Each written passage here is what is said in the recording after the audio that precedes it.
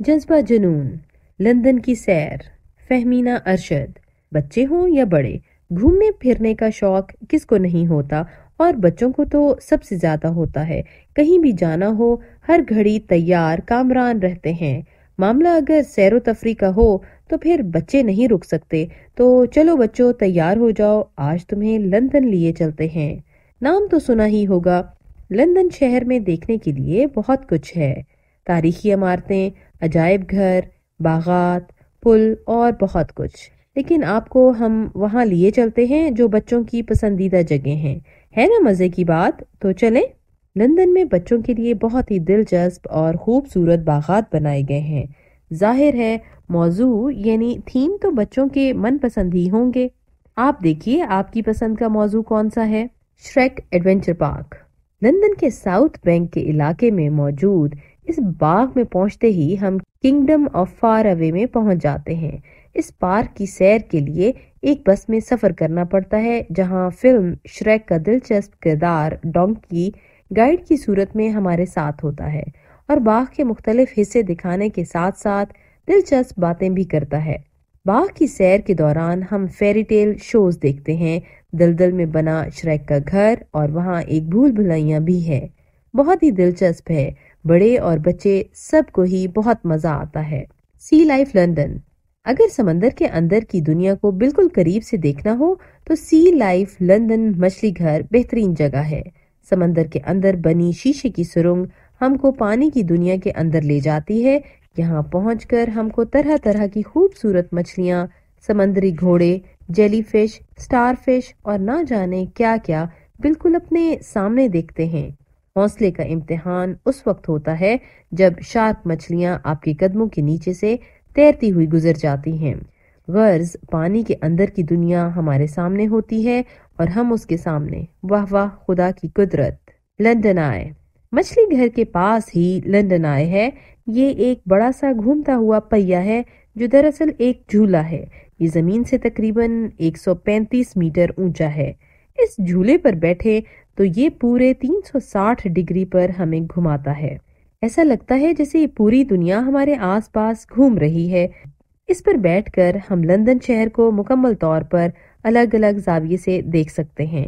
इतनी ऊंचाई पर जाकर बड़ी बड़ी इमारतें मसलन बिग बेन, पार्लियामेंट हाउस और बकिंघम पैलेस बिल्कुल साफ नजर आती हैं। इसीलिए तो इसको लंदन आए यानी लंदन की आंख कहते हैं। किताबी खजाने। किताब और कहानी, जिंदगी के चंद सुनहरे असूल। मुसन्निफ डिप्टी नज़ीर अहमद। कीमत 100 रुपए। डिप्टी नज़ीर अहमद की ये तहरीर को के कई दहाइयों कबल लिखी गई है, मगर आज भी पढ़ने वाले को इस दौर की ही लगती है। डिप्टी साहब ने इस किताब में कहानियों के जरिए बच्चों को जिंदगी गुजारने के बेहतरीन असूल कुछ इस तरह सिखाए हैं कि बच्चे गैर शऊरी तौर पर उनसे बहुत कुछ सीख लेते हैं। गोया डिप्टी नज़ीर अहमद ने मुख्तलिफ कहानियों के जरिए बच्चों को जिंदगी गुजारने के बेहतरीन असूल सिखा दिए हैं। गीत हमारे। मुसन्निफ अमजद इस्लाम अमजद। कीमत 250 रुपए। ये पाकिस्तान के मशहूर शायर और अदीब जनाब अमजद इस्लाम अमजद का बच्चों के लिए लिखी गई नज़मों का मजमुआ है जो 3 जिल्दों पर मुश्तमिल है। ये नज़में बच्चों की हर लाइब्रेरी और हर घर के लिए नागुज़ीर हैं। अमजद इस्लाम अमजद अपनी किताब के दिबाचे में तहरीर फरमाते हैं कि इन नज़मों और गीतों में मौसीकियत और आहंग के साथ साथ मायने की सतह पर भी अल्फाज को इस तरह से इस्तेमाल किया गया है कि बच्चों के कान और आंखें एक साथ उनसे लुत्फानंदोज हो सकें। पाकिस्तान टेलीविज़न के मुख्तलिफ प्रोग्रामों में अगरचे बहुत से मौसीकारों ने बच्चों की धुनें बनाई हैं, लेकिन मेरे इल्म के मुताबिक सबसे ज़्यादा अहम और तख्लीकी काम सोहेल राना और खलील अहमद मरहूम ने किया है। इनके बाद मुसल्लदीन और खालिद अनम का नाम लिया जा सकता है। मैंने अपने लिखे हुए बच्चों के तमाम गीतों को 3 जिल्दों में महफूज कर दिया है। जादू की हंडिया। मुसन्निफा किश्वर नाहीद। कीमत 200 रुपए। किश्वर नाहीद साहिबा की तहरीर करदा 10 कहानियाँ इस किताब में शामिल हैं, जिनमें से एक का नाम जादू की हंडिया है। ये कहानियां दिलचस्प होने के साथ साथ सबक आमोज भी हैं। किताबी खजाने। पहचान तू खुद को। मोहम्मद हामिद। شاعر مشرق علامہ اقبال ایک ایسے وقت میں پیدا ہوئے جب ہندوستان کے مسلمان شدید ذہنی دباؤ میں مبتلا تھے اور تیزی سے بدلتے حالات نے ان کی صلاحیتوں کو بری طرح نقصان پہنچایا تھا۔ اس وقت کے مسلمانوں کی حالت ایسی تھی کہ وہ سارا دن ماضی کی یاد میں کھوئے رہتے اور ہاتھ پر ہاتھ دھرے گھر میں پڑے رہتے۔ اس بے عمل زندگی کی وجہ سے مسلمانان ہند کسی بھی قسم کی مزاحمت کے قابل نہ تھے۔ خوابوں اور خیالوں کی دنیا میں رہنے کا نقصان یہ ہوا کہ دنیا فضاؤں میں پہنچ گئی اور ہندوستانی مسلمان زمین کی خاک چھانتے رہ گئے۔ تعلیم اور ٹیکنالوجی کے میدان میں پیچھے رہ جانے والے یہ مسلمان دھیرے دھیرے پستی کا شکار ہونے لگے اور حال یہ ہوا کہ یہ قوم اپنی اصل شناخت بھول گئی۔ مسلمانوں کو ان کی اصل شناخت یاد دلانے کے لیے علامہ اقبال نے اپنی شاعری اور نثر کا سہارا لیا اور ایک ماہر ڈاکٹر کی طرح دنیا بھر کے مسلمانوں میں پائی جانے والی بیماریوں کی نشاندہی کی، پھر ان بیماریوں سے جان چھڑانے کا مؤثر اور مکمل علاج بھی بتایا۔ یہ طریقہ علاج توحید، رسالت اور وحدت پر مبنی ہے۔ تقلید کی روش سے تو بہتر ہے خودکشی، رستہ بھی ڈھونڈ خضر کا سودا بھی چھوڑ دے۔ علامہ اقبال کا تجویز کردہ یہ علاج قرآن و سنت کے عین مطابق اور علامہ کی دن رات محنت کا نتیجہ ہے۔ اس سلسلے میں علامہ کا سفر یورپ نہایت اہمیت کا حامل ہے۔ اس سفر میں علامہ اقبال نے یورپی قوم کا نہایت قریب سے مشاہدہ کر کے یہ نتیجہ نکالا کہ یہ قوم ایمان کی دولت سے محروم ہے، مگر اس قوم میں وہ تمام اوصاف موجود ہیں کہ جو ایک اچھے مسلمان میں ہونا ضروری ہے۔ اس حقیقت کو جان لینے کے بعد علامہ نے دنیا بھر کے تباہ حال انسانوں بالخصوص مسلمانان ہند کو بیدار کرنے کا کام شروع کیا اور ایسی حکمت و دانائی کا پرچار کیا جس سے اسلامی طرز زندگی کی ترجمانی ہوتی ہے۔ اقبال کے مطابق دنیا کا ہر انسان کسی خاص صلاحیت کا مالک ہے۔ اگر یہ صلاحیت کسی اچھے اور تخلیقی کام کے لیے استعمال کی جائے تو اس سے ملک و ملت کو فائدہ ہوتا ہے اور خود انسان کا نام بھی روشن ہوتا ہے، مگر مسئلہ یہ ہے کہ انسان اس صلاحیت کو تلاش کرنے کی بجائے اندھی تقلید کا شکار ہو جاتا ہے اور یوں وہ معاشرے اور اپنے لیے برائی کا سامان پیدا کرتا ہے۔ علامہ اقبال نے نہایت غور و فکر کے بعد خودی کو کر بلند اتنا جیسا عظیم شعر کہا اور اپنی شاعری کے ذریعے یہ بھی کہا تھا کہ اچھائی اور کبھی نہ ختم ہونے والی فلاح و بہبود کا راستہ صرف عقل و شعور کی مدد سے نظر نہیں آتا، اس کے لیے ایک پاک صاف دل اور ایک عظیم رہنما درکار ہے۔ اقبال کی اس شاعری کی بدولت مسلمانان ہند نے اپنا اصل مقام اور مقصد حیات پہچانا، جس کے بعد پاکستان جیسی عظیم مملکت وجود میں آئی، اور اسی شاعری کی بدولت یہ مملکت آج بھی قائم ہے اور تا قیامت قائم و دائم رہے گی۔ اچھا ہے دل کے ساتھ رہے پاسبان عقل، لیکن کبھی کبھی اسے تنہا بھی چھوڑ دے۔ بطور شاعر علامہ اقبال نے پوری دنیا پر گہرے نقوش چھوڑے ہیں۔ اقبال کی عظمت کا اندازہ اس بات سے بخوبی لگایا جا سکتا ہے کہ کلام اقبال دنیا کی بیشتر زبانوں میں ترجمہ کیا جا چکا ہے اور ان کے کلام میں بیان کردہ موضوعات کی تشریحات بھی جا بجا بکھری ہوئی ہیں۔ طالب علموں کے لیے ضروری ہے کہ وہ دین و دنیا کے معاملات بہتر انداز میں سمجھنے کے لیے کلام اقبال کا بغور مطالعہ ضرور کریں اور کلام اقبال میں بیان کردہ حکایات کو سمجھ کر ملک و ملت کی تعمیر میں اپنا اپنا حصہ شامل کریں۔ اس سال ہم علامہ اقبال کی 143ویں سالگرہ منا رہے ہیں۔ وہ 9 نومبر 1877 کو پیدا ہوئے۔ کیا بتا سکتے ہیں کہ وہ کون سے شہر میں پیدا ہوئے؟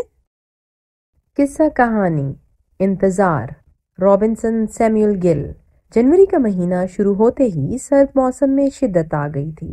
برفیلی ہوائیں چلتی تھیں تو یوں محسوس ہوتا تھا گویا شیشے کی باریک کرچیاں بدن سے ٹکرا کر چبھ رہی ہوں۔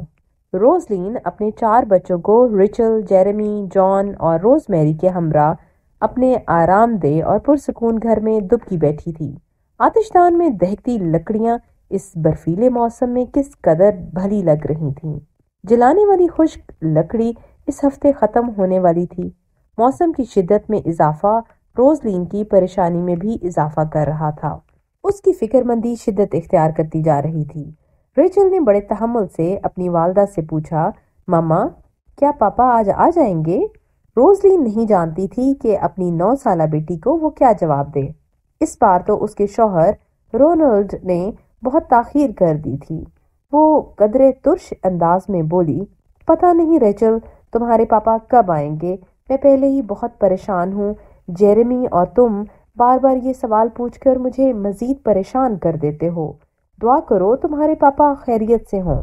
بھرے چہرے اور چمکدار نیلی آنکھوں والی ریچل نے بڑے پیار سے اپنی ماما کی گردن میں اپنی باہیں ڈالتے ہوئے کہا، سوری ماما، میں نے تو ابھی پوچھا ہے، میں نہیں جانتی تھی کہ جیرمی پہلے آپ سے کئی بار یہ سوال کر چکا ہے۔ روزلین نے اپنی بیٹی ریچل کے داہنے گال کو چومتے ہوئے کہا، میری بیٹی، میں جانتی ہوں کہ آج تمہاری سالگرہ ہے اور تمہیں اپنے پاپا کا کتنی شدت سے انتظار ہے۔ ہو سکتا ہے کہ وہ اپنے کام میں بہت زیادہ مصروف ہوں، اس لیے اس مرتبہ وقت پر نہیں پہنچ سکیں، لیکن وہ تمہاری سالگرہ بھولے نہیں ہوں گے۔ روزلین کا شوہر رونلڈ برٹش آرمی میں فوجی تھا۔ یہ وہ دور تھا جب ہندوستان میں برطانوی حکومت تھی۔ اس کا خاندان مری ہل اسٹیشن کے قریب رہتا تھا۔ رونلڈ کو جب چھٹی ملتی تو وہ ضرور اپنے خاندان کے ساتھ وقت گزارتا۔ وہ راولپنڈی میں اپنی ڈیوٹی سر انجام دے رہا تھا، تاہم بچوں کی سالگرہ کا دن وہ کبھی بھولتا نہیں تھا۔ جیرمی ایک بار پھر اپنی امی کے پاس آیا۔ وہ کچھ پوچھنے ہی والا تھا کہ اس کی والدہ بولی، جیرمی بیٹا، جاؤ اپنے بھائی جان اور بہن روز میری کو بھی بلا لاؤ، ہم سب مل کر آپ کے پاپا کے لیے دعا کریں گے۔ ریچل کو اپنے پاپا جان کی بہت فکر تھی۔ وہ اور اس کی والدہ جانتے تھے کہ برف باری کا یہ سلسلہ شدت اختیار کر جائے گا اور خدا نخواستہ آج رات بھر برف پڑتی رہی تو تمام راستے بھی بند ہونے کا خطرہ ہے۔ شدید برفانی جکھڑ تو گزشتہ چند دنوں سے جاری ہی تھے۔ اگر رونلڈ نہ پہنچ پایا تو لکڑی کے ساتھ ساتھ کھانے کا ذخیرہ بھی ختم ہو جائے گا۔ 7 سالہ جیرمی جو کچھ دیر پہلے تک ماما کو پریشان کر رہا تھا، دعا کے بعد بولا، اب ہم نے دعا کر لی ہے، پاپا ٹھیک ٹھاک ہوں گے اور جلد ہمارے پاس پہنچ جائیں گے۔ اس کا یہ جملہ سن کر روزلین مسکرائے بغیر نہ رہ سکی۔ کاش میں بھی ان بچوں کی طرح خدا پر بھروسہ کر سکوں، اس نے اپنے دل میں کہا۔ اسے بچوں کے لیے رات کا کھانا بھی تیار کرنا تھا۔ ریچل کے ساتھ مل کر اس نے تمام لائٹوں کو روشن کیا تو چھوٹے بھائی جان اور سب سے چھوٹی بہن روز میری کو بھی تسلی ہوئی، کیونکہ وہ کھڑکیوں سے پرے اندھیرا ہوتے دیکھ کر کچھ خوف زدہ سے تھے۔ باہر کا منظر اب واقعی خوفناک صورتحال اختیار کر چکا تھا۔ تیز برفیلی ہوا دروازوں اور کھڑکیوں سے ٹکرا رہی تھی اور چاروں طرف گھنے درختوں کی شاخوں کے ہلنے سے ایسا شور برپا تھا کہ گویا کوئی لشکر ان کے گھر کا گھیراؤ کر رہا تھا۔ روزلین باورچی خانے میں کھانا بنانے میں مصروف تھی، تب ریچل ان کا ہاتھ بٹانے ان کے پاس ہی جا پہنچی۔ جیرمی کہانی پڑھنے میں مصروف تھا، جبکہ جان اور روز میری لکڑی کے ان کھلونوں سے کھیل رہے تھے جو ان کے انکل آنٹی نے ان کے لیے انگلستان سے بھجوائے تھے۔ جان کو لکڑی کی کشتی بہت ہی پسند تھی جو ان کھلونوں میں شامل تھی۔ اس کو بہت شوق تھا کہ کشتی کو پانی میں تیرایا جا سکے، مگر گھر کے نزدیک کوئی پانی والی جگہ نہیں تھی۔ اس موسم میں مری کے ہل اسٹیشن پر بارش کی بجائے برف باری ہوتی رہی تھی، چنانچہ 1-2 بار چھوٹے سے ٹب میں ہی کشتی چلا کر جان کو بڑی خوشی ہوئی تھی۔ بچے اپنے اپنے کاموں میں مصروف ہو کر مطمئن دکھائی دے رہے تھے، مگر روزلین کی فکر اب بھی اسی طرح تھی۔ ریچل نے موسم کی شدت کا اندازہ لگاتے ہوئے کہا، ماما اب تو رات ہونے والی ہے، کیا پاپا اب آئیں گے؟ ریچل کی ماما کے چہرے پر تشویش عیاں تھی۔ ہاں مجھے بھی ایسا ہی لگتا ہے، مگر تمہارے پاپا نے پہلے کبھی ایسا نہیں کیا۔ وہ مقررہ دن اور مقررہ وقت پر ہمیشہ پہنچ جاتے ہیں، اور تم چاروں کی سالگرہ کا دن ہو تو وہ جلد ہی چھٹی لے کر آ جاتے ہیں۔ مجھے ان کی بھی فکر ہے۔ موسم کو دیکھ کر لگتا ہے کہ اب برف باری شروع ہوئی تو چند دن جاری رہے گی اور ہمارا یہاں سے نکلنا اور کسی کا یہاں تک پہنچنا مشکل ہو جائے گا، جبکہ ہمارے پاس ضرورت کی اشیاء بھی تھوڑی سی ہیں۔ دعا کرو کہ تمہارے پاپا زیادہ برف باری سے پہلے لوٹ آئیں۔ کیا ہم پاپا کے ساتھ پہاڑوں سے نیچے چلے جائیں گے؟ ہاں ریچل، اس بار ان کے ساتھ راولپنڈی روانہ ہو جائیں گے تاکہ برف باری کا موسم وہاں گزار سکیں۔ مری کے کوہساروں میں خوشگوار موسم کے باعث رونلڈ اور روزلین نے یہیں پر رہنے کا فیصلہ کیا تھا، کیونکہ رونلڈ کی پوسٹنگیں مختلف جگہوں پر ہوتی رہتی تھیں۔ وہ دونوں چاہتے تھے کہ بچے تعلیم بہتر طور پر حاصل کر سکیں، چنانچہ انہوں نے یہیں پر مکان لے لیا تھا۔ باورچی خانے میں کھانا پک رہا تھا کہ اچانک دروازے پر دستک ہوئی۔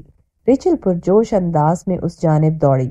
روز میری تو خوف زدہ ہو گئی تھی، مگر ریچل نے خوشی خوشی دروازہ کھولا۔ اب تو وہ بھی خوف زدہ ہو گئی، کیونکہ سامنے کوئی بھی نہیں تھا۔ دور تک درختوں کا جھنڈ برف سے اٹا ہوا تھا اور ان کے اندر گہری تاریکی تھی۔ دائیں جانب سے آنے والی وہ پگڈنڈی بھی سنسان و ویران پڑی تھی جو ان کے اس گھر کو آبادی سے ملاتی تھی۔ اس نے خوف کے عالم میں ادھر ادھر نگاہ دوڑائی کہ شاید پاپا جان کہیں سے اچانک نمودار ہو جائیں، مگر یہ اس کا وہم تھا۔ ٹھنڈی ہوا کے جھونکے گھر کے اندر داخل ہو کر ماحول کو ٹھنڈا کر رہے تھے۔ مما کی آواز آئی کہ ریچل، دروازہ بند کر دو، سرد ہوا اندر آ رہی ہے۔ ریچل نے دروازے کے آگے ہی سوکھی شاخ کو ہوا سے حرکت کرتے دیکھا تو وہ سمجھ گئی کہ ہوا کے باعث یہی شاخ دروازے سے ٹکرائی تو یوں لگا کہ گویا کسی نے دستک دی ہے۔ اس نے حسرت بھری نگاہوں سے ایک بار پھر دائیں جانب سے آنے والی اندھیری اور ویران پگڈنڈی کو دیکھا اور خوف محسوس کرتے ہوئے دروازہ جھٹ سے بند کر دیا، مگر یکدم بجلی کی تیزی سے اس نے دروازہ کھول دیا۔ اسے محسوس ہوا تھا کہ گویا پگڈنڈی پر روشنی چمکی ہے، مگر یہ اس کا وہم ہی تھا۔ پگڈنڈی ایک بار پھر تاریکی میں ڈوبی ویران اور خالی دکھائی دے رہی تھی۔ اسے اپنی سالگرہ پر اپنے پاپا جان کا شدت سے انتظار تھا، مگر شاید موسم کی شدت ان کی راہ میں رکاوٹ کا باعث بن گئی تھی۔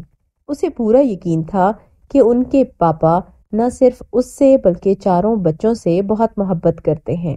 اس نے نا امید ہو کر دروازہ بند کرنا چاہا کہ اب پاپا آئے بھی تو اگلے روز ہی آئیں گے، مگر ایک بار پھر پگڈنڈی پر ہلکی سی روشنی نمودار ہوئی اور پھر گھوڑے پر سوار ایک شخص کا حویلا اسے نظر آیا۔ اس بار تو اس نے اس کو واقعی اپنا وہم سمجھا اور دروازہ بند کر دیا، مگر اس حویلے نے اپنا ہاتھ ہلایا۔ کیا وہ واقعی ریچل کے پاپا تھے؟ اس نے دروازہ کھول کر تیزی سے اس جانب دوڑ لگا دی۔ ہوا کا زور ٹوٹ چکا تھا اور اب موسم بھی کچھ پرسکون ہو گیا تھا، اگرچہ ہلکی ہلکی برف باری اب بھی جاری تھی۔ ریچل ہاتھ ہلاتی اور بلند آواز سے چلاتی ہوئی پاپا آ گئے، پاپا آ گئے، پاپا کی جانب دوڑی۔ وہ گھوڑے پر سوار رفتہ رفتہ گھر کی جانب بڑھ رہے تھے۔ گھوڑا چال سے خاصا تھکا ہوا معلوم ہوتا تھا۔ اس کی ٹانگیں برف سے ڈھکی پگڈنڈیوں پر چل کر سفید اور شل ہو رہی تھیں۔ رونلڈ اپنے وعدے کے مطابق اپنی بیٹی ریچل کی سالگرہ پر گھر پہنچ چکا تھا۔ وہ اپنے ہمراہ ریچل کے لیے ایک خوبصورت گڑیا کا تحفہ بھی لایا تھا، جو اس نے اپنے داہنے ہاتھ میں اپنی پشت کی جانب چھپا رکھا تھا۔ گھوڑے سے اترتے ہی اس نے اپنی بیٹی کو گلے لگا لیا اور گڑیا کا تحفہ اس کی جانب بڑھاتے ہوئے بولا، میری پیاری سی گڑیا کے لیے اس کی نویں سالگرہ پر پیاری سی گڑیا کا تحفہ۔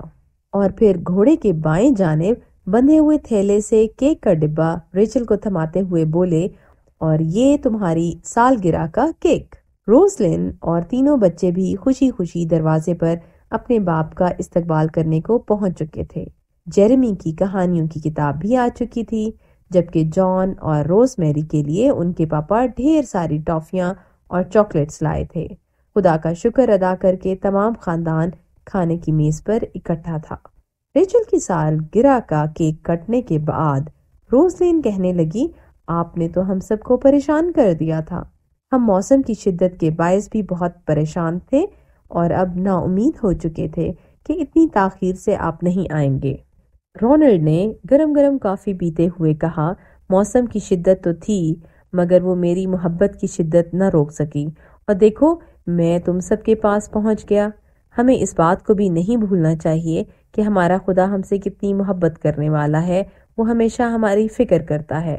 ریچل نے اپنے خوبصورت تحفے کو دیکھا اور پھر آگے بڑھ کر اپنے پاپا کو گلے لگا لیا اور بولی، thank you papa, I love you, میں آپ سے بہت زیادہ محبت رکھتی ہوں۔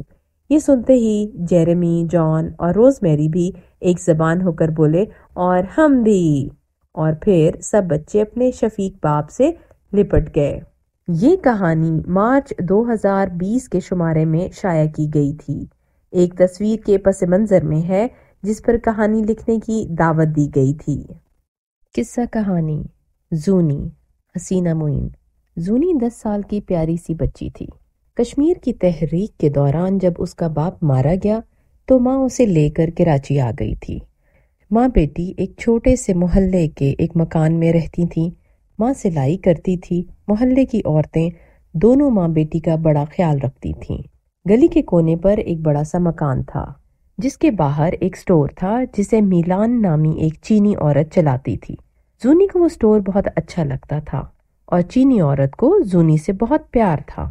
وہ اسے پڑھاتی بھی تھی اور شام میں 1-2 گھنٹے کے لیے سٹور پر بلا لیتی تھی۔ روز کام کے 50 روپے بھی دیتی تھی۔ زونی بڑی خوش تھی کہ اب ماں کو آرام ملے گا اور وہ رات میں چپکے چپکے ابا کو اور اپنے پرانے گھر کو یاد کر کے روئے گی بھی نہیں۔ زونی نے بڑی جلدی سٹور کا کام سیکھ لیا، اس لیے میلان اسے سٹور پر چھوڑ کر اپنے دوسرے کام کرنے بھی چلی جایا کرتی تھی۔ زونی کی ماں نے اسے شروع سے ہی سمجھایا تھا کہ بیٹی کبھی پرائے پیسے پر نظر نہ ڈالنا، ایمانداری سے کام کرو گی تو اللہ بہت دے گا، جو لوگ بدنیتی کرتے ہیں وہ آخر میں ذلیل ہوتے ہیں۔ زونی کی فطرت میں سچائی، ایمانداری اور محبت کوٹ کوٹ کر بھری ہوئی تھی۔ لوگوں سے تمیز سے بات کرتی تھی لیکن ڈرتی کسی سے نہیں تھی۔ سٹور کے پیسوں کا بھی حساب کتاب پوری احتیاط سے کرتی تھی۔ بڑے لوگ اس کی تعریف بھی کرتے تھے اور ہنستے بھی تھے کہ اتنی چھوٹی سی بچی اس طرح کام کرتی ہے جیسے 10 سال کی نہ ہو، 30 سال کی ہو۔ ایک روز زونی دکان میں اکیلی تھی۔ 2 آدمی سودا لینے آئے، انہوں نے بہت سارا سامان خریدا۔ زونی نے پورا حساب کتاب کر کے روپے صندوقچی میں بند کر کے تالا لگا دیا۔ دونوں آدمی سامان اٹھا کر باہر جانے لگے۔ ایک آدمی نے کہا، بیٹی یہ چھوٹا والا شاپر ذرا ہماری گاڑی میں رکھ دو، یہیں سامنے کھڑی ہے۔ زونی فوراً شاپر اٹھا کر ان کے ساتھ دکان سے نکلی۔ گاڑی میں پچھلی سیٹ پر شاپر رکھنے لگی تو ایک آدمی نے اسے گاڑی کے اندر دھکیل دیا تو جلدی سے اس کے منہ پر ایک کپڑا رکھا۔ زونی بے ہوش ہو کر وہیں لیٹ گئی۔ دوسرا آدمی گاڑی تیزی سے نکال لے گیا۔ جب زونی کی آنکھ کھلی تو وہ ایک کمرے میں بند تھی۔ بہت دیر تک اس کی سمجھ میں نہیں آیا کہ میرے ساتھ کیا ہوا۔ دوسری طرف جب میلان واپس آئی تو دکان کھلی ہوئی تھی مگر زونی نہیں تھی۔ ہر چیز اپنی جگہ پر تھی۔ رجسٹر میں 2 گھنٹے پہلے تک کا حساب کتاب بھی لکھا تھا۔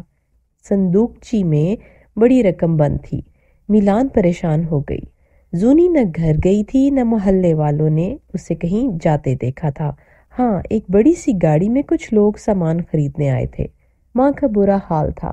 میلان نے سٹور بند کیا اور ماں کو لے کر پولیس اسٹیشن جا کر رپورٹ درج کرائی۔ زونی کی سمجھ میں یہ بات تو آ گئی کہ ان لوگوں نے اسے اغوا کیا ہے، مگر اغوا تو امیروں کے بچے ہوتے ہیں۔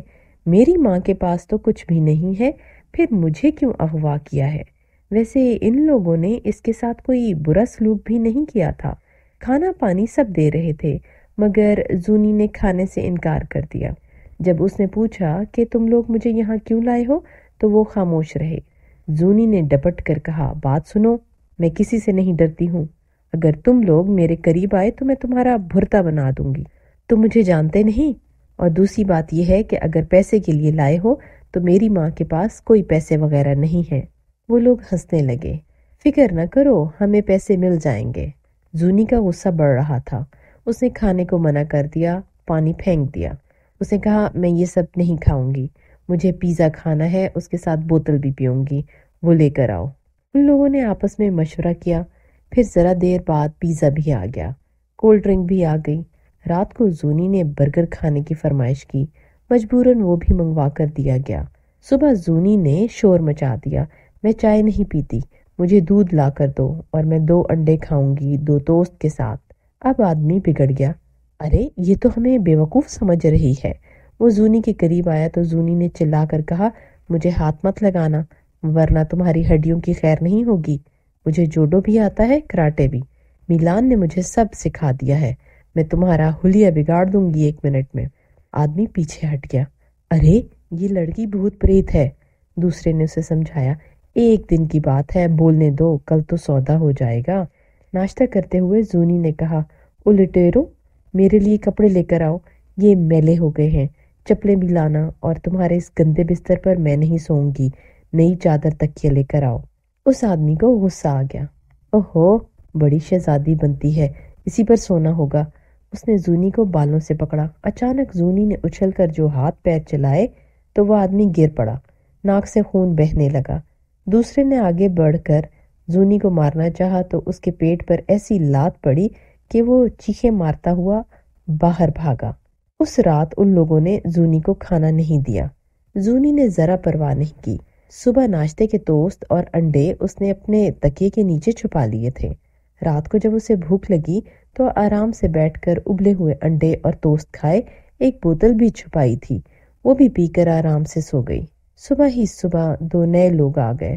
زونی کو معلوم تھا کہ آج کل لوگ بچوں کو باہر کے ملکوں میں بیچ دیتے ہیں۔ ان لوگوں نے زونی سے کچھ سوالات کیے، وہ بالکل چپ رہی۔ نیا آدمی کہنے لگا، یہ تو بہت ہی پیاری اور معصوم بچی ہے، ہمیں سودا منظور ہے۔ اس نے اپنے بٹوے سے بہت سے نوٹ نکال کر پہلے والے آدمی کو دیے۔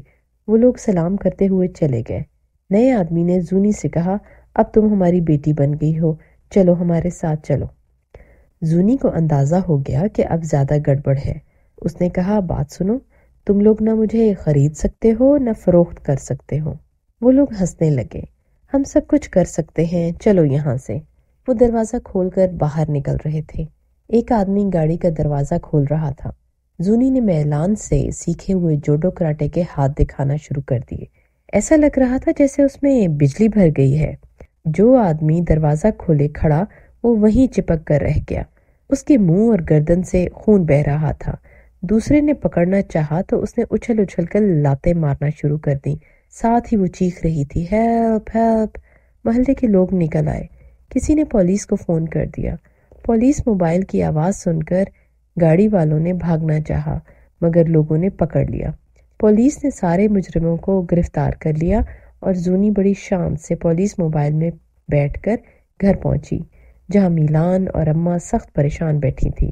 انسپکٹر صاحب نے کہا، اماں جی، آپ نے اپنی بیٹی کی جو تربیت کی ہے، اللہ ہر ماں کو یہ توفیق دے۔ ہمارے ملک کو ایسی بیٹیوں کی ضرورت ہے۔ اسی شام کو گورنر ہاؤس میں زونی کو بلا کر بہادری کا انعام دیا گیا۔ اب زونی پڑھ بھی رہی ہے اور اسٹور ہی میں کام کر رہی ہے۔ قصہ کہانی بلا عنوان انعامی کہانی، سیدہ نازاں جبیں۔ سورج سروں پر آگ برسا رہا تھا۔ ادھر ٹریفک جام نے رہی سہی کسر بھی پوری کر دی تھی۔ سارم نے گھڑی میں وقت دیکھا تو 1:30 بجے کا وقت تھا۔ لنچ بریک ختم ہونے میں صرف آدھا گھنٹہ باقی تھا۔ اسے آفس پہنچنے کی جلدی تھی۔ خیر، خدا خدا کر کے ٹریفک کھلا اور اس نے بائک تیز رفتاری سے دوڑا دی۔ اف ہو، اب یہ سگنل بند ہو گیا۔ سارم کو اب الجھن ہونے لگی تھی۔ بھائی پھول لے لیں باجی کے لیے، بہت خوشبو والے ہیں، ایک بچی سگنل پر رکی گاڑیوں میں سے ایک گاڑی والے سے کہہ رہی تھی۔ سارم بالکل غیر ارادی طور پر اس بچی کی طرف متوجہ ہو گیا۔ کار میں بیٹھے ہوئے آدمی اور عورت نے شاید بچی کی بات یا تو سنی نہیں تھی یا نظر انداز کر دی تھی۔ باجی لے لیں تھوڑے سے پھول، میں صبح سے بھوکی ہوں۔ شاید وہ بچی کافی دیر سے کھڑی تھی، اس لیے اب التجا کرنے لگی۔ بچی صبح سے بھوکی تھی، یہ سن کر سارم کے دل پر جیسے گھونسا لگا۔ ابھی کل ہی اس نے اپنی بیٹی کی سالگرہ دھوم دھام سے منائی تھی۔ یہ بچی اسے اپنی بیٹی کی ہم عمر لگ رہی تھی۔ اس نے بائک آگے بڑھا کر کار کے پاس روک دی۔ تب تک کار میں بیٹھے آدمی نے ایک پھول خرید لیا تھا۔ اتنے میں سگنل گرین ہو گیا اور وہ گاڑی اپنی منزل کی طرف چلی گئی۔ سارم نے سوچا وہ بھی اس بچی سے پھول خرید لے۔ اب اسے آفس جانے کی جلدی نہیں رہی تھی کیونکہ اس کا دل بجھ سا گیا تھا۔ ایک پھول کتنے کا ہے بیٹا؟ سارم نے بچی سے پوچھا۔ بچی کے چہرے پہ جیسے رونق آ گئی۔ صرف 20 روپے کا ہے، بچی نے چہکتے ہوئے بتایا۔ اچھا تم ایسا کرو، یہ سارے پھول مجھے دے دو، سارم نے اسے کہا۔ سارے؟ سچ میں؟ اس بچی کی آنکھیں حیرت سے پھٹ گئیں۔ ہاں سارے، سارم نے جواب دیا۔ اس بچی نے خوشی سے اور کچھ حیرانی سے سارے پھول سارم کو بیچ دیے اور مسکراتی ہوئی واپس جانے لگی۔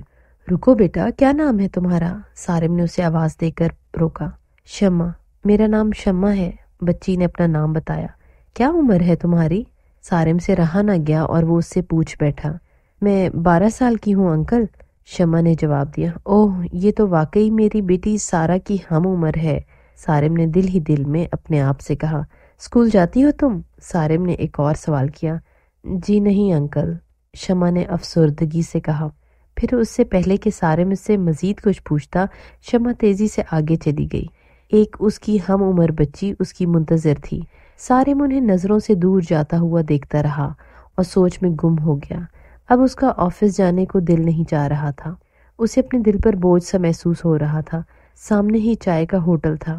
شدید گرمی کے باوجود اسے چائے کی طلب ہوئی تو اس نے ہوٹل کا رخ کیا اور چائے کا آرڈر دے دیا۔ چھوٹے، یہ چائے دے کر آ صاحب کو۔ تھوڑی دیر بعد ایک آدمی نے ایک چھوٹے سے بچے سے کہا، یہ لے صاحب۔ چھوٹا چائے لے آیا۔ سارم پھر کچھ سوچنے لگا۔ وہ بچہ سگنل پر موجود بچی سے بھی کم عمر لگ رہا تھا۔ وہ کپ رکھ کر جانے لگا تو سارم نے اسے روک لیا اور اپنے برابر والی کرسی پر بیٹھنے کا اشارہ کیا، مگر وہ بچہ بیٹھنے کی بجائے ہچکچاتے ہوئے بولا، جی صاحب۔ نام کیا ہے تمہارا؟ سارم نے اس سے پوچھا۔ میرا نام جگنو ہے صاحب، اس نے کھڑے ہی کھڑے جواب دیا۔ کب سے کر رہے ہو تم یہاں کام؟ سارم نے سوال کیا۔ مجھے 2 سال ہو گئے ہیں یہاں پر، جگنو نے بتایا۔ 2 سال؟ تم کتنے سال کے ہو؟ سارم نے حیرت سے پوچھا۔ میں 10 سال کا ہوں، جگنو نے اپنی عمر بتائی۔ سارم کو افسوس ہونے لگا۔ شاید سگنل پر جو بچی ملی تھی اس سے ادھوری بات چیت کے اثرات اتنے زیادہ تھے کہ یہ چھوٹا اسے کسی مقناطیس کی طرح اپنی طرف کھینچ رہا تھا۔ ابھی تو ان بچوں کے کھیلنے کودنے کے دن تھے، یہ کہاں بھٹک رہے تھے معصوم۔ صاحب جی، میں جاؤں؟ مجھے اور لوگوں کو بھی چائے دینی ہے، جگنو نے بے چینی سے کہا۔ سارم نے پھر اس سے یہ نہیں پوچھا کہ وہ اسکول جاتا ہے یا نہیں، بلکہ اس نے پوچھا، اسکول جانا چاہتے ہو؟ مگر جگنو کے جواب نے اسے غمزدہ کر دیا۔ صاحب جی، پڑھنے کا تو مجھے شوق ہے، مگر میرے چھوٹے بہن بھائی ہیں، اگر میں نہیں کماؤں گا تو وہ بھوکے مر جائیں گے، کیونکہ ہمارے پاس اتنے پیسے نہیں ہیں۔ جگنو کے معصومیت بھرے لہجے سے اداسی جھانک رہی تھی۔ اف میرے اللہ، یہ ننھے منھے معصوم بچے جنہیں تعلیم حاصل کرنی چاہیے اور ہر فکر سے آزاد ہونا چاہیے، کیسے بڑوں کی طرح ذمہ داریاں اٹھا رہے ہیں۔ سارم دل ہی دل میں جل کڑ رہا تھا۔ تو مجھے یہ بتاؤ، اگر تمہیں موقع ملے تو کیا تم اسکول جاؤ گے؟ سارم نے دوبارہ اس سے پوچھا۔ جگنو کچھ دیر کے لیے سوچ میں پڑ گیا، پھر کہنے لگا، جی ہاں، ضرور جاؤں گا۔ ارے او چھوٹے، کہاں رہ گیا ہے؟ جلدی سے یہ 2 چائے دے کر آ سامنے والی ٹیبل پر۔ کسی نے اسے پکارا اور وہ پھرتی سے جی آیا کہہ کر بھاگ گیا۔ اس کے جانے کے بعد سارم کافی دیر ہوٹل میں بیٹھا رہا اور پھر نہ چاہتے ہوئے بھی آفس چلا گیا کہ بہرحال کام تو ضروری ہے، مگر سوچوں اور فکر نے اس کا پیچھا نہیں چھوڑا۔ اسے گمسم دیکھ کر اس کے آفس کے ساتھی روحان اور سکندر، جو کہ اس کے بہت اچھے دوست بھی تھے، اس سے پوچھ بیٹھے کہ آخر کیا بات ہے۔ تب سارم نے انہیں ساری بات بتا دی۔ سارم، تم نے تو صرف 2 بچے دیکھے ہیں، ایسے کتنے ہی جگنو اور شمع ہیں جو کم عمری میں زبردستی مزدوری کرنے کی وجہ سے علم کی روشنیوں سے محروم ہیں، روحان نے حقیقت بتائی، جس سے سارم بھی واقف تو تھا مگر اپنی آنکھوں سے اب دیکھا تھا۔ ہاں روحان، بات تو تمہاری ٹھیک ہے، مگر ہمیں ان بچوں کے لیے کچھ کرنا چاہیے، سارم نے پرعزم لہجے میں کہا۔ بالکل، صرف ہمیں ہی نہیں بلکہ سب کو کرنا چاہیے، مگر تم کیا کرنے کا سوچ رہے ہو؟ سکندر نے پوچھا۔ ہم ایسے بچوں کو اسکول میں داخل کروا سکتے ہیں، وہ اسی لیے اسکول نہیں جاتے کیونکہ وہ اپنے اہل خانہ کی کفالت کرتے ہیں۔ اگر ان کے گھروں میں راشن کا انتظام ہو جائے تو پھر یہ ممکن ہے کہ وہ اسکول جا سکیں، سارم نے تجویز پیش کی۔ گڈ آئیڈیا، میں ایک ایسی غیر سرکاری فلاحی تنظیم کے بارے میں جانتا ہوں جو ضرورت مند اور مستحق لوگوں میں مفت راشن تقسیم کرتی ہے، سکندر نے بتایا۔ بس تو پھر ٹھیک ہے، ہم شمع اور جگنو کے والدین سے رابطہ کرتے ہیں اور اس ادارے کے ذریعے پہلے یہ مسئلہ حل کرتے ہیں، روحان نے سکندر سے کہا۔ ہاں یہ صحیح ہے، پھر ہم تینوں مل کر کم از کم ان 2 بچوں کو اسکول بھیجیں گے۔ کسی ایک بچے کی بھی زندگی سنور گئی تو اس کے خاندان کے ساتھ ساتھ ہمارے ملک کا بھی بھلا ہوگا، سارم نے جذباتی ہو کر کہا۔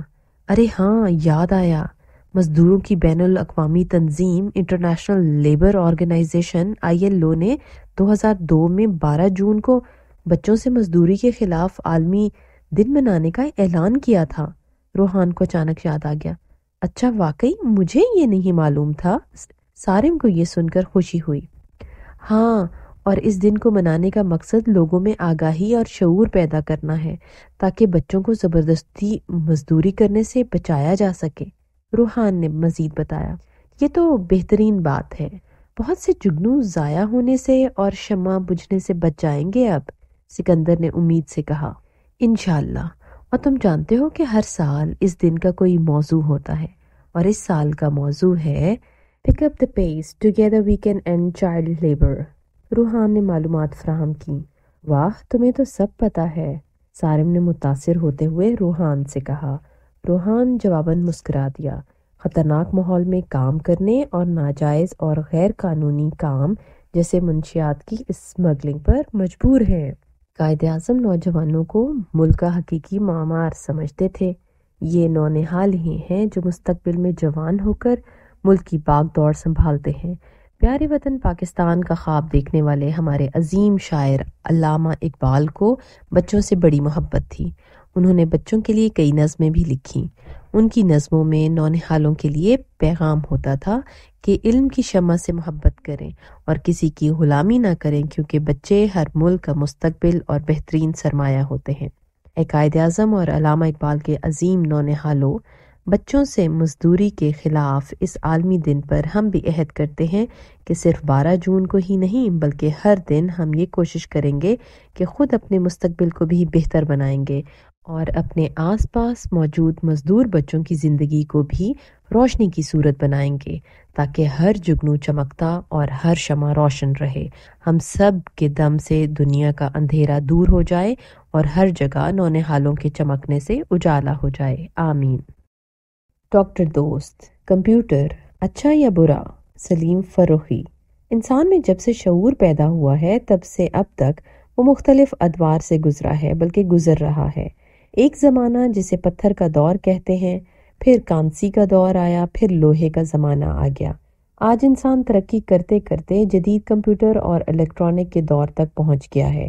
کمپیوٹر سے جہاں آسانیاں اور سہولتیں میسر آئی ہیں، وہاں کچھ مشکلات اور نقصانات بھی ہوئے ہیں۔ کمپیوٹر کی ابتدا تقریباً 300 سال پہلے فرانس کے ایک شہر پیرس میں آمدنی کا حساب رکھنے والے ایک افسر کو بڑی بڑی رقمیں جوڑنے گھٹانے میں گھنٹوں لگ جایا کرتے تھے۔ ان کا بیٹا بلائس پاسکل بہت ذہین تھا۔ اس نے ایک ایسی مشین بنا لی جو 6 اعداد تک رقموں میں جوڑ سکتی تھی۔ اس کے بعد جرمنی کے ایک ریاضی دان نے جو مشین بنائی وہ جمع تفریق کے علاوہ ضرب تقسیم بھی کر سکتی تھی۔ پھر انگلستان کے ریاضی کے پروفیسر چارلس بیگیج نے 1834 میں ایسی مشین بنائی جو ریاضی کے سوال بھی حل کر سکتی تھی۔ انہیں کمپیوٹر کا موجد تسلیم کیا جاتا ہے۔ کمپیوٹر کی ترقی کا سفر جاری رہا۔ آج کل کمپیوٹر الیکٹران سے کام کرتے ہیں۔ الیکٹران ایٹم کے اندر انتہائی چھوٹے ذرات ہوتے ہیں۔ یہ مختلف آلات میں استعمال ہوتے ہیں اور بہت کم توانائی سے بہت زیادہ کام کرتے ہیں۔ کمپیوٹر کے فائدے: استعمال ہونے والی کوئی بھی چیز خود اچھی یا بری نہیں ہوتی، چیزوں کا استعمال اسے اچھا یا برا بنا دیتا ہے۔ کمپیوٹر آج ہر گھر اور دفتر کی ضرورت بن گیا ہے۔ اب تو دفتروں میں کاغذ کا استعمال بہت کم ہو گیا ہے۔ تعلیم و تربیت کے لیے اسکولوں میں اسے بہتر طور پر استعمال کیا جا سکتا ہے۔ بینکوں کا تمام کام آسان اور تیز رفتار ہونے کی وجہ سے کم وقت میں زیادہ اور بہتر ہوتا ہے۔ ترقی یافتہ ممالک میں روبوٹ صنعتی اداروں میں بخوبی کام کر رہے ہیں۔ یہ حرکت کرنے والے کمپیوٹر ہی ہیں۔ خلائی تحقیقات تو کمپیوٹر کے بغیر ممکن ہی نہیں۔ ہسپتالوں میں علاج اور آپریشن وغیرہ میں کمپیوٹر کی مدد لی جا رہی ہے۔ فلمی صنعت کی ترقی بھی کمپیوٹر کی بدولت ہے۔ کمپیوٹر کے نقصانات: اپنے بے شمار فوائد کے ساتھ اس کے کچھ نقصانات بھی ہیں۔ گھروں میں کمپیوٹر کے بے تحاشا استعمال کے نقصانات کو لوگ نظر انداز کر دیتے ہیں۔ زیادہ دیر کمپیوٹر کے سامنے بیٹھنا کمر اور اعصابی درد کی وجہ بن سکتا ہے۔ موٹاپے کا مرض بھی ہو سکتا ہے۔ رات دیر تک کمپیوٹر استعمال کرنے سے نیند کے مسائل پیدا ہوتے ہیں۔ آج کل کمپیوٹر مختصر ہو کر جیبی سائز کے برابر ہو گیا ہے۔ بچے بھی اسے چلانا سیکھ گئے ہیں اور رات کو جلد سونے کی بجائے گیم وغیرہ کھیلتے رہتے ہیں۔ اس سلسلے میں کی گئی تحقیق میں بتایا گیا ہے کہ جو بچے رات کو پوری نیند نہیں لیتے ان میں توجہ مرکوز رکھنے کی صلاحیت کم ہو جاتی ہے، ان کی یادداشت بھی متاثر ہوتی ہے، ان کا مزاج بھی چڑچڑا ہو جاتا ہے اور ان کی تعلیمی کارکردگی پر بھی اثر پڑتا ہے۔ اس تحقیق میں 3 سے 7 سال کے بچوں کا جائزہ لیا گیا تھا۔ کمپیوٹر سے مضر صحت شعاعیں خارج ہوتی ہیں جس سے بینائی کو نقصان پہنچتا ہے۔ احتیاط: سب سے اچھا راستہ اعتدال کا ہے۔ کمپیوٹر کا استعمال بیجا ضرورت نہ کیا جائے۔ دفتروں میں ظاہر ہے سارا کام کمپیوٹر سے ہوتا ہے، اس لیے کام کے دوران کرسی پر اس طرح بیٹھنا چاہیے کہ کمر سیدھی رہے، اسکرین سے آنکھوں کا فاصلہ مناسب ہو، اسکرین کو مسلسل گھورتے نہ رہیں اور نہ مسلسل بیٹھے رہیں۔ کھانے کے فوراً بعد کمپیوٹر کے سامنے نہ بیٹھیں، چند منٹ آنکھیں بند کر کے جسم کو ڈھیلا چھوڑ دیں۔ ہمارے بزرگ کھانے کے بعد کیلولا کیا کرتے تھے جس سے ان کی ضائع شدہ توانائی بحال ہو جاتی تھی۔ اس طریقہ کار سے تھکن بھی نہیں ہوتی تھی اور ذہن پر بوجھ بھی نہیں پڑتا تھا۔ جب سے کمپیوٹر عام ہوا ہے انسان آرام طلب بھی ہو گیا ہے۔ اس نے اپنے ذہن سے کام لینا کم کر کے خود کو مشین کے حوالے کر دیا ہے۔ ایسے واقعات بھی ہوئے ہیں کہ اگر کمپیوٹر نے ایک شخص کو مردہ قرار دے دیا ہے تو اسے مردہ ہی سمجھا گیا جبکہ وہ شخص زندہ سامنے کھڑا تھا۔ خود کو زندہ ثابت کرنا اس کے لیے مشکل ہو گیا۔ یعنی انسان کو مشین پر زیادہ اعتبار ہے۔ ممکن ہے مستقبل میں کمپیوٹر انسان پر حاوی ہو جائے کیونکہ اب مشین میں ذہانت بھی ڈال دی گئی ہے۔ یہ اللہ کے فطری معاملات میں دخل اندازی ہے، اس کا خمیازہ انسان کو بھگتنا پڑے گا۔ دوست شوارما، فہمینہ ارشد۔ بچوں مجھے یقین ہے کہ آپ لوگوں میں سے بہت سے لوگوں نے کم از کم ایک بار تو شوارما کھایا ہی ہوگا۔ اس بات میں کوئی شک نہیں کہ یہ بہت سے لوگوں کی پسندیدہ ڈش ہے۔ شوارما مشرق وسطی یعنی عرب ممالک کا روایتی کھانا ہے اور ان ممالک کے لوگ اسے بہت شوق سے کھاتے ہیں۔ یہ ڈش پاکستان میں بھی بہت مقبول ہے جسے سبھی بہت مزے لے کر کھاتے ہیں۔ شوارما کے ان اجزاء سے ہمیں کیا غذائیت ملتی ہے، آئیے جانیے۔ پیاز میں وٹامن بی وافر مقدار میں پایا جاتا ہے جس میں فولیٹ B9 اور پیریڈوکسن B6 شامل ہیں۔ ہمس دراصل سفید چنوں سے بنی ایک چٹنی ہوتی ہے۔ یہ غذائی فائبر کا ایک اچھا ذریعہ ہے جس سے کھانا جلد ہضم ہو جاتا ہے۔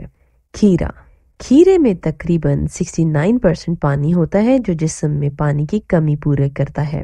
ٹماٹر ایک ضروری غذائی اینٹی آکسیڈنٹ لائکوپین کا ایک اہم ذریعہ ہے جو دل کی بیماریوں اور کینسر کے خطرے کو کم کرتا ہے۔ پیٹا بریڈ یعنی چپٹی روٹی، گندم کی روٹی پروٹین اور کاربوہائیڈریٹ کا بہترین ذریعہ ہوتا ہی ہے۔ اس میں وٹامن بی، سیلینیم اور میگنیزیم ہوتا ہے۔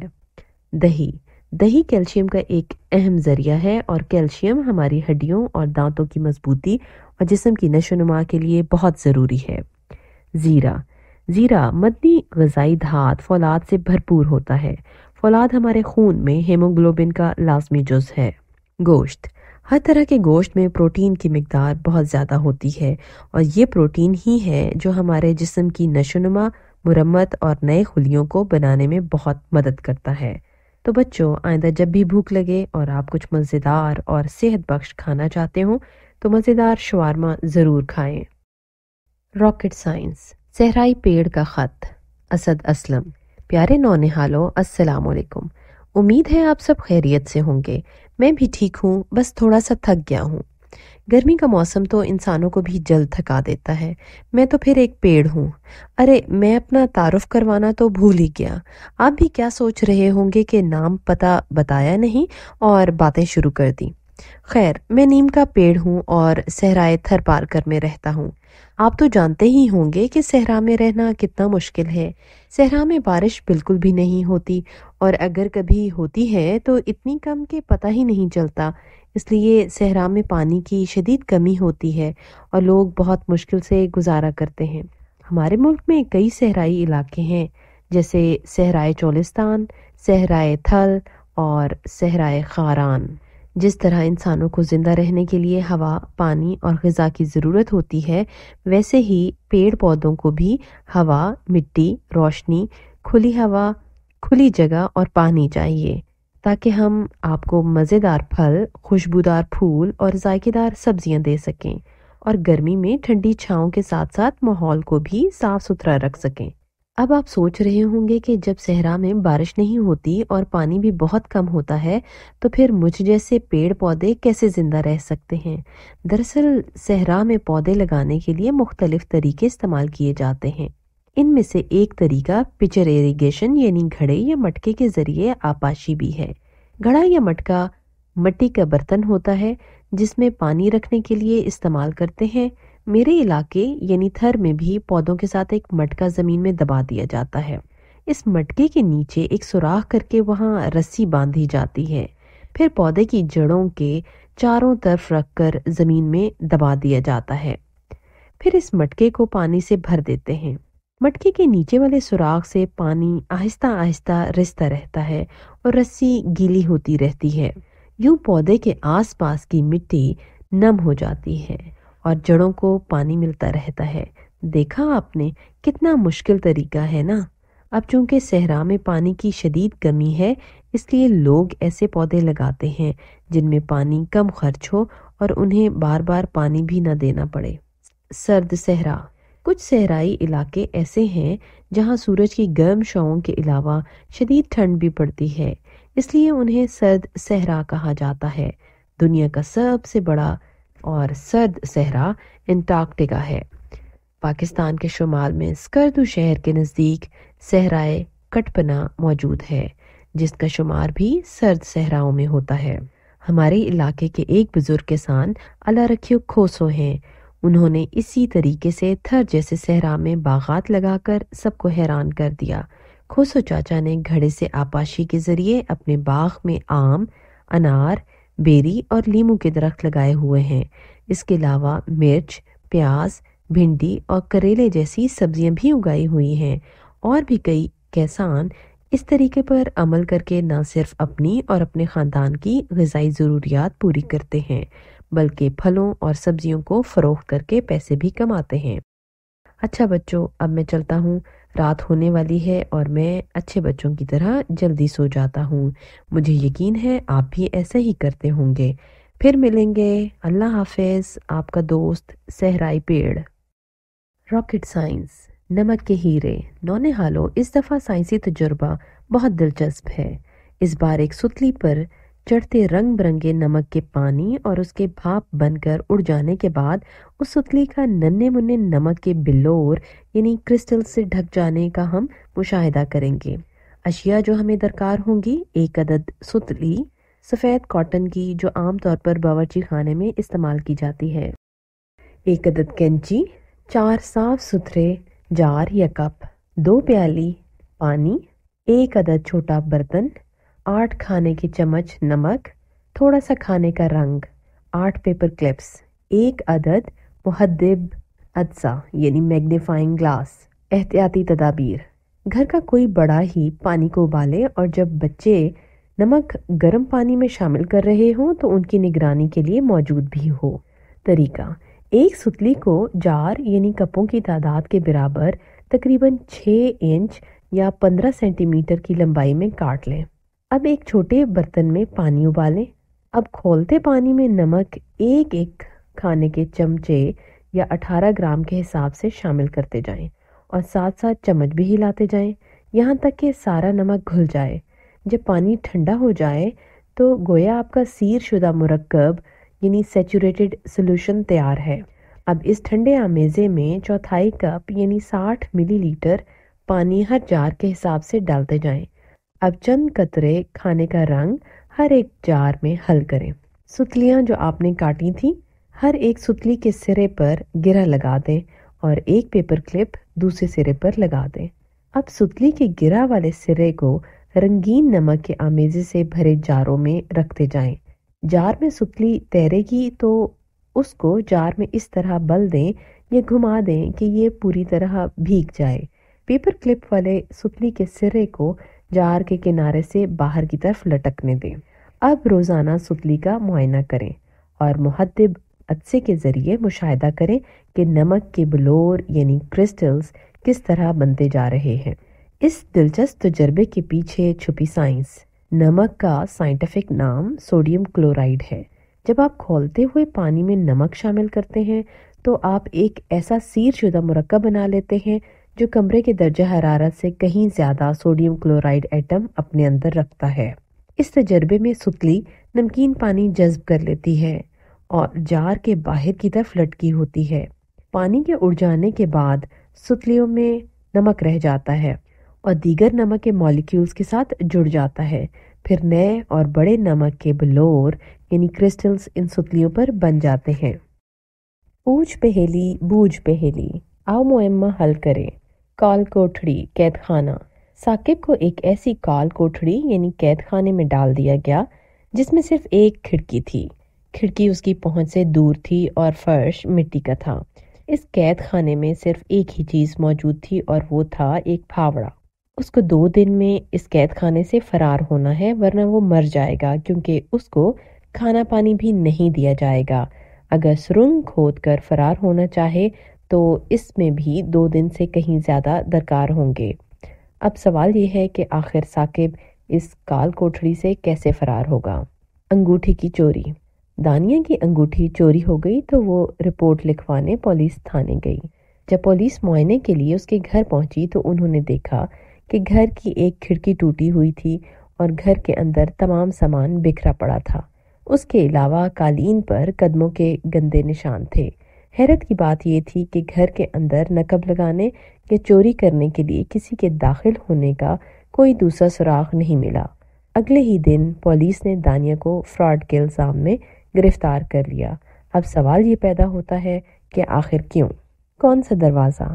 آپ اپنی گاڑی میں بیٹھے ہیں اور جس عمارت میں آپ کو جانا ہے اس کے 3 دروازے ہیں، ایک پیلا، دوسرا نیلا اور تیسرا لال۔ آپ کون سا دروازہ پہلے کھولیں گے؟ بہن کیا کر رہی ہے؟ ایک گھر میں 5 بہنیں موجود ہیں۔ شگفتہ پڑھ رہی ہے، شائستہ کھانا بنا رہی ہے، بینا شطرنج کھیل رہی ہے اور سمینہ کپڑے دھو رہی ہے۔ یہ بتائیں کہ ان کی 5ویں بہن رباب کیا کر رہی ہے؟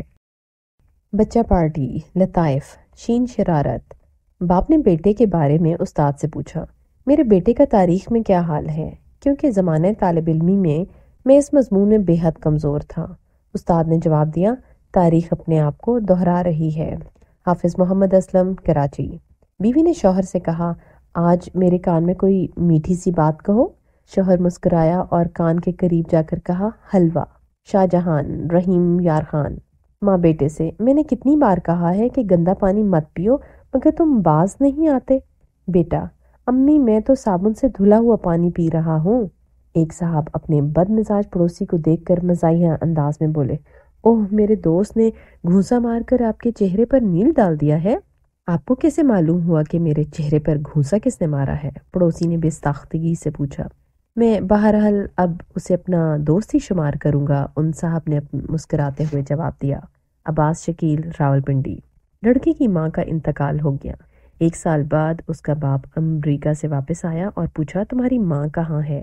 لڑکے نے بتایا، وہ تو پچھلے سال ہی مر گئی تھی۔ باپ رونے لگا اور کہا، تم نے مجھے جب ہی کیوں نہیں بتایا؟ لڑکا، میں نے تو سوچا تھا کہ میں آپ کو سرپرائز دوں گا۔ عبدالرافع، لیاقت آباد۔ ایک صاحب اپنے پڑوس کے جنرل سٹور پر پہنچے اور مالک سے پوچھا، آپ نے میرے کتے کو تو نہیں دیکھا؟ دیکھا؟ سٹور کا مالک بھنا کر بولا، میں نے صبح اسے 1 گھنٹے تک بھگایا ہے۔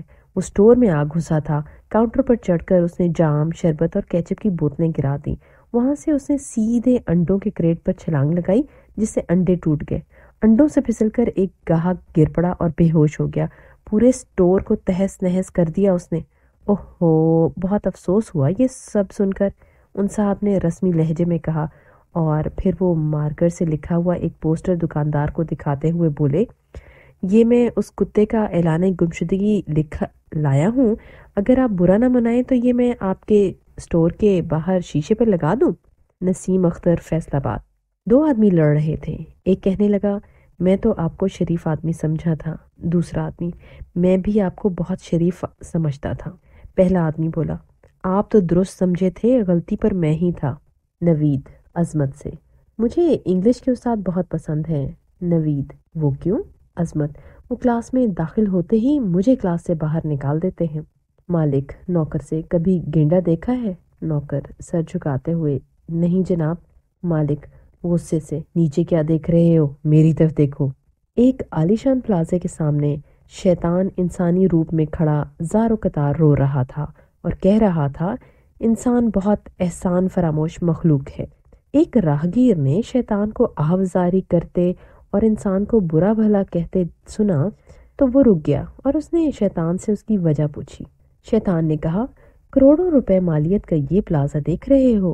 حاجی خدا بخش نے یہ پلازا میرے مشوروں پر عمل کر کے حاصل شدہ سرمایے سے تعمیر کیا، مگر جب یہ پلازا مکمل ہو گیا تو میرا شکریہ ادا کرنے کی بجائے اس کی پیشانی پر موٹے لفظوں میں ھذا من فضل ربی لکھوا دیا۔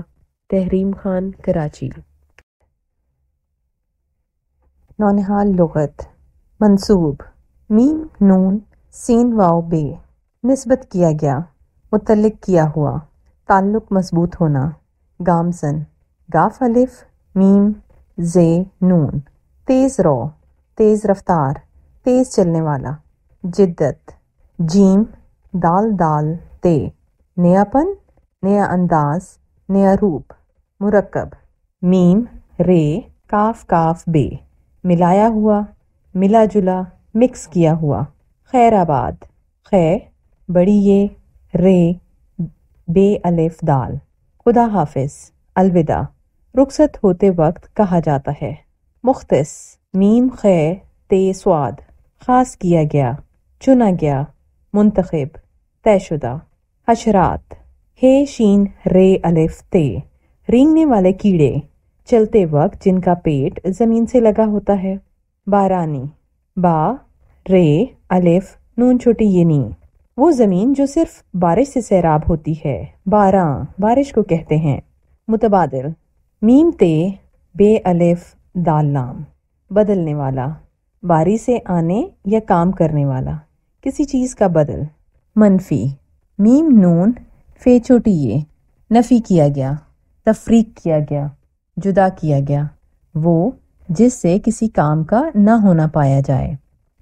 قناعت کاف نون الف عین تے، جو ملے اس پر راضی ہونا، حرص سے بچے رہنا، یعنی ہر حال میں خوش رہنا۔ لاحق لام الف ہے کاف، ملا ہوا، کسی چیز کے ساتھ لگا ہوا، بیماری لاحق ہونا۔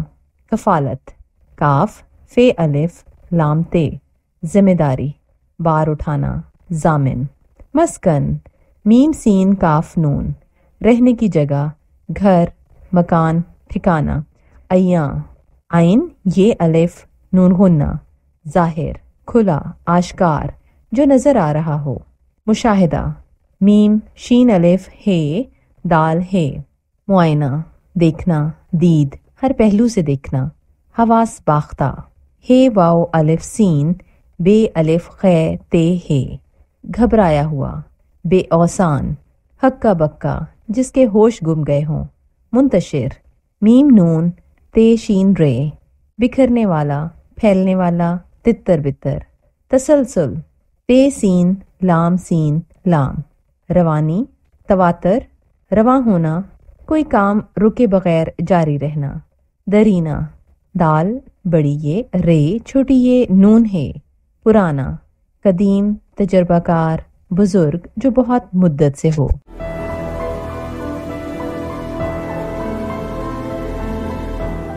اگر آپ نے ہمارا چینل سبسکرائب نہیں کیا تو ابھی سبسکرائب کریں اور ساتھ ہی بیل آئیکن پر کلک کریں تاکہ ہماری نئی آنے والی بکس کی اپڈیٹس آپ کو ملتی رہیں۔ لائک کریں، شیئر کریں اور کمنٹس کر کے اپنی رائے کا اظہار کریں، اور یہ بھی بتائیں کہ آپ کو ہماری بکس کیسی لگتی ہیں۔ مزید معلومات اور ڈسکشن کے لیے ڈسکرپشن میں دیے گئے لنک پر کلک کر کے ہمارا واٹس ایپ گروپ جوائن کریں۔ شکریہ۔